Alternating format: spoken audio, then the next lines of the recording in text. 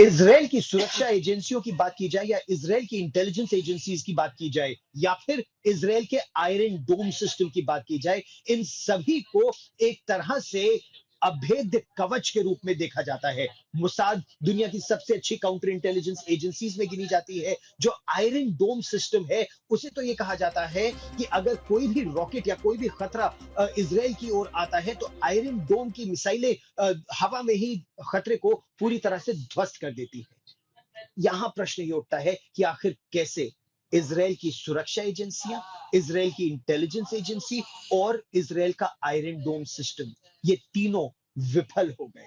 और इसके पीछे आकलन ये है कि हमास या हमास के पीछे जो आतंक के आका है, उन्होंने आयरन डोम सिस्टम को भी बहुत करीबी से पढ़ा। उन्होंने इजराइल की इंटेलिजेंस एजेंसीज के भी स्टैंडर्ड ऑपरेटिंग प्रोसीजर्स को बहुत ध्यान से पढ़ा और एक बार में हजारों मिसाइलें दागकर, हजारों रॉकेट दागकर आयरन डोम सिस्टम को भी विफल कर दिया और इजराइल की इंटेलिजेंस एजेंसीज और सिक्योरिटी एजेंसीज को भी फिलहाल शुरू के ऑपरेशंस में पूरी तरह से फेल कर दिया। इजराइल के आसमान में ये चमकती चीज हमास के रॉकेट है, जो देखते ही देखते ध्वस्त हो जाते हैं।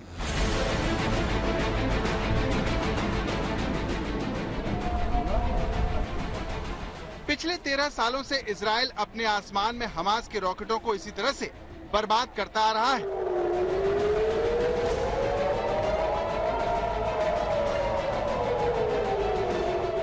इजराइल के लिए कमाल आयरन डोम पूरी सफाई से करता रहा है, इसीलिए उसे इजराइल का सबसे भरोसेमंद हथियार माना जाता है।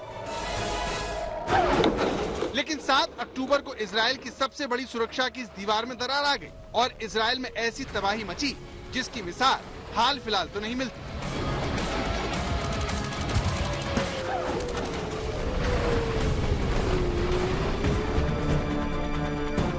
सवाल यह है कि इजराइल का आयरन डोम कैसे फेल हो गया,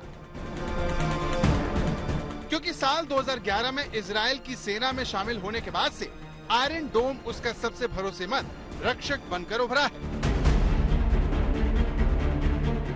साल 2012 के संघर्ष में इजराइल के आयरन डोम ने गाजा से छोड़े गए 421 रॉकेट मार गिराए थे।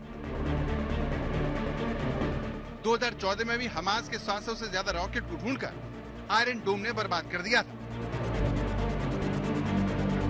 12 मई 2021 में इजराइल पर छोड़े गए 1000 रॉकेटों में से अधिकतर रॉकेट को आयरन डोम ने बर्बाद कर दिया था। ये सभी रॉकेट रिहायशी इलाकों पर गिरने वाले थे, जिन्हें समय रहते ही बर्बाद कर दिया गया। लेकिन शनिवार को ऐसा क्यों नहीं हुआ, ये समझने के लिए पहले आपको आयरन डोम के कामकाज के तरीकों को समझना होगा।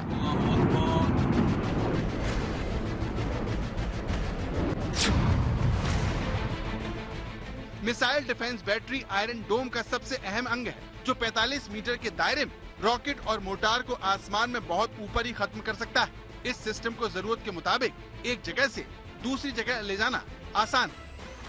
हमला होने पर सबसे पहले रडार यूनिट रॉकेट का पता लगाता है, उसकी रफ्तार और ट्रेजेक्टरी की जानकारी इकट्ठा करके बैटरी कंट्रोल सिस्टम को भेजता है। कंट्रोल सिस्टम का रॉकेट ये पता करता है कि जहां रॉकेट गिरने वाला है कहीं वो रिहायशी इलाका तो नहीं है। अगर ऐसा होता है तो फिर लॉन्चर से रॉकेट दाग दिए जाते हैं। हर रॉकेट में 20 इंटरसेप्टर मिसाइल होती हैं। हर मिसाइल को कंट्रोल सेंटर से लगातार हमलावर रॉकेट की जानकारी भेजी जाती है, जिसके आधार पर ये मिसाइल हमलावर रॉकेट के पास जाकर फट जाती है। इस सिस्टम का सबसे बड़ा लक्ष्य दुश्मन के रॉकेट को रिहायशी इलाकों से काफी ऊपर ध्वस्त करना होता है, ताकि जान माल का नुकसान न हो सके। लेकिन जब शनिवार को ऐसा नहीं हुआ तो सारी दुनिया सकते में रह गई,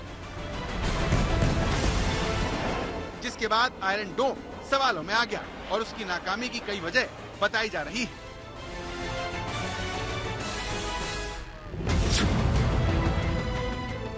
कहा जा रहा है कि इस बार हमास ने साल्वो रॉकेट से हमले किए, यानी कम समय में दागे गए रॉकेट। इस वजह से आयरन डोम प्रणाली के लिए इन हमलों को रोकना मुश्किल हो गया। हमास ने सिर्फ 20 मिनट में 5000 से ज्यादा रॉकेट दाग दिए। ये रॉकेट कम दूरी के थे। जब तक सिस्टम जवाबी हमले करता तब तक तबाही मच चुकी थी। इसके अलावा चीन को लेकर भी दावे हैं। साल 2014 में आई सुरक्षा फर्म साइबर इंजीनियरिंग सर्विसेज की एक रिपोर्ट में कहा गया कि चीनी हैकर्स इस सिस्टम को हैक करने में माहिर हैं। रिपोर्ट में कहा गया कि 10 अक्टूबर 2011 और 13 अगस्त 2012 के बीच चीनी हैकर्स ने इस सिस्टम से जुड़ी टेक्नोलॉजी को चुरा लिया। रिपोर्ट में सिक्योरिटी रिसर्चर्स के हवाले से लिखा गया कि चीनी हैकर्स ने 700 से ज्यादा अधिक फाइलें चुरा ली। इसके पीछे सरकारी मदद वाली चीनी hacking command crew hacking group को जिम्मेदार माना गया। आयरन डोम क्यों नाकाम हुआ, इसकी पुख्ता वजह इजराइल को ढूंढनी ही होगी। लेकिन हमास ने जिस तरह से इजराइल को चौंकाया है, उससे साफ है कि इजराइल का ये दुश्मन पहले से कहीं ज्यादा खतरनाक हो गया है। आशुतोष मिश्रा के साथ गौरव सावंत, अश्कलोन, इजराइल, आज तक।